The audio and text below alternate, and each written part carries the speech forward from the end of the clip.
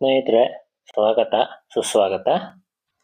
ಸಂಕಷ್ಟಹರ ಚತುರ್ಥಿಯ ಬಗ್ಗೆ ಕೆಲವೊಂದು ಮಾಹಿತಿ ಅನ್ನುವಂಥದ್ದನ್ನ ನಾವು ಇವತ್ತಿನ ದಿವಸ ತಿಳಿದುಕೊಳ್ಳೋಣ. ಸಂಕಷ್ಟಹರ ಎನ್ನುವುದು ಸಂಸ್ಕೃತ ಶಬ್ದ. ಇದರ ಅರ್ಥ ಏನಂದ್ರೆ ಬಿಕ್ಕಟ್ಟನ್ನ ಸೋಲಿಸುವ ಅಥವಾ ಕಷ್ಟದ ಸಮಯದಿಂದ ಮುಕ್ತಿಯನ್ನ ನೀಡುವವ ಎಂದರ್ಥ. ಈ ದಿನ ಮಹಾಗಣಪತಿಯ ಅನುಗ್ರಹ ಪಡೆದುಕೊಳ್ಳಲು ಅತ್ಯಂತ ಪ್ರಶಸ್ತವಾದ ಮತ್ತು ಮಂಗಳಕರವಾದ ದಿನ ಅಂತ ಹೇಳಿ ಪರಿಗಣಿಸಲಾಗ್ತದೆ.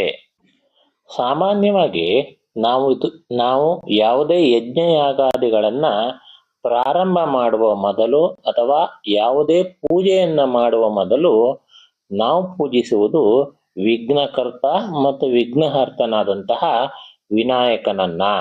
ಇಂತಹ ವಿನಾಯಕನ ಆರಾಧನೆಗಾಗಿಯೇ ಪ್ರತಿ ತಿಂಗಳಲ್ಲಿ ಒಂದು ದಿನವನ್ನ ನಿಗದಿಪಡಿಸಿದ್ದಾರೆ. ಆ ದಿನವೇ ಸಂಕಷ್ಟಹರ ಚತುರ್ಥಿ ಅಂತೇಳಿ ಚಿರಪರಿಚಿತವಾಗಿದೆ.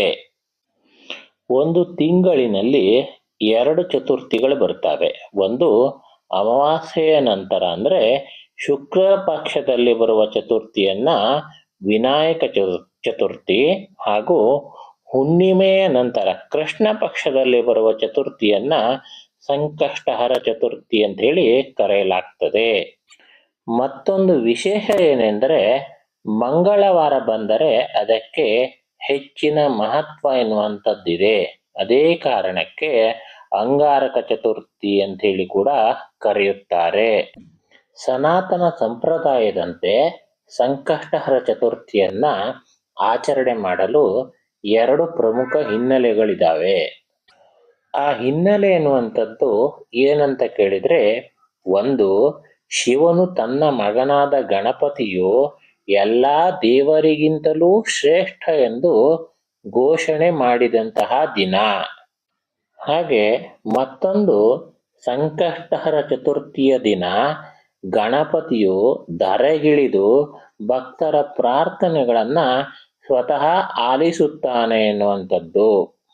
ಹಾಗಾಗಿ ಸಂಕಷ್ಟಹರ ಚತುರ್ಥಿಯ ಈ ಶುಭ ದಿನದಂದು ಗಣಪತಿಯನ್ನ ಪೂಜಿಸುವುದರಿಂದ ನಮ್ಮ ಜೀವನದಲ್ಲಿ ಬಂದಂತಹ ಎಲ್ಲ ಅಡೆತಡೆಗಳನ್ನು ಮತ್ತು ಸಂಕಷ್ಟಗಳನ್ನು ಈ ವ್ರತ ಅಥವಾ ಈ ದಿನ ಪೂಜೆ ಸಲ್ಲಿಸುವುದರಿಂದ ಸುಲಭವಾಗಿ ಬಗೆಹರಿಸಿಕೊಳ್ಳಬಹುದು.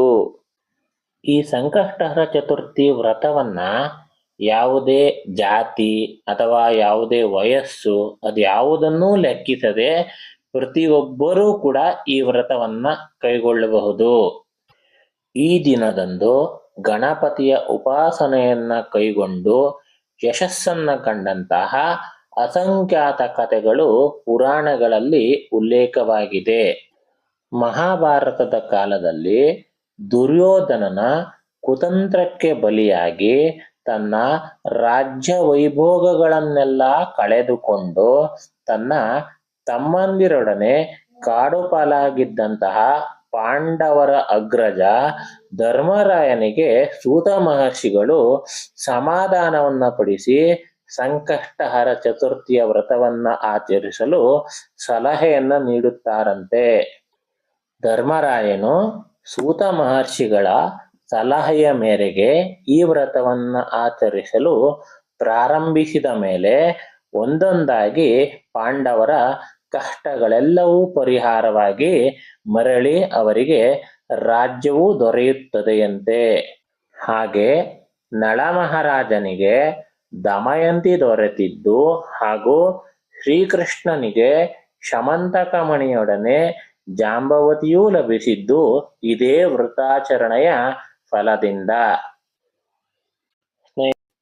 ಹಾಗಾದ್ರೆ ಈ ಸಂಕಷ್ಟಹರ ಚತುರ್ಥಿಯ ಆಚರಣೆ ಎನ್ನುವಂಥದ್ದನ್ನ ಹೇಗೆ ಮಾಡಬೇಕು ಅನ್ನುವಂಥದ್ದನ್ನ ನಾವು ಮುಂದಿನ ವಿಡಿಯೋದಲ್ಲಿ ತಿಳ್ಕೊಳ್ಳೋಣ. ನೀವಿನ್ನು ನಮ್ಮ ಚಾನಲ್ಗೆ ಏನಾದರೂ ಸಬ್ಸ್ಕ್ರೈಬ್ ಮಾಡ್ಕೊಂಡಿಲ್ಲ ಅಂತಂದ್ರೆ ದಯವಿಟ್ಟು ಸಬ್ಸ್ಕ್ರೈಬ್ ಮಾಡ್ಕೊಳ್ಳಿ.